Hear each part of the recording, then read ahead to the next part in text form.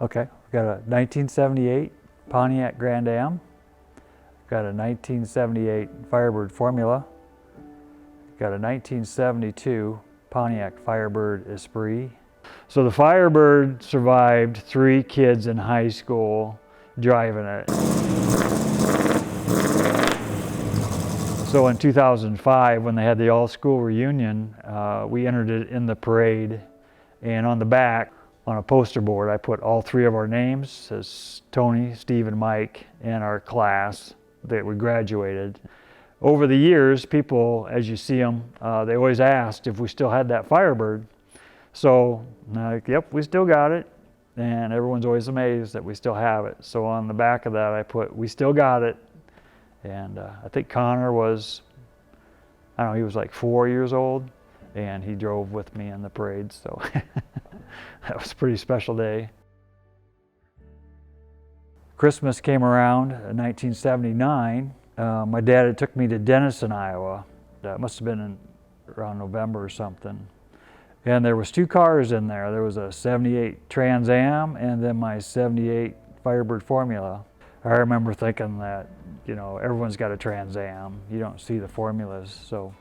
So he asked me which one I liked, and I said, oh, the 78 Formula is one I like.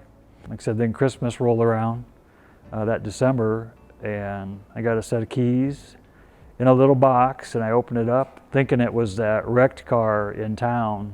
So we raised the door, and it was that 78 Firebird Formula there sitting there, and I had no idea. The 1978 Grand Am, we went over to an auction in Sioux City that sold wrecked cars, and we were walking around the yard and we saw the 78 Grand Am had been wrecked. When they started the auction, he came around to that car, and my dad bid $75, and he bought it for $75. My dad thought it was crazy. You know, he's like, what did I get myself into?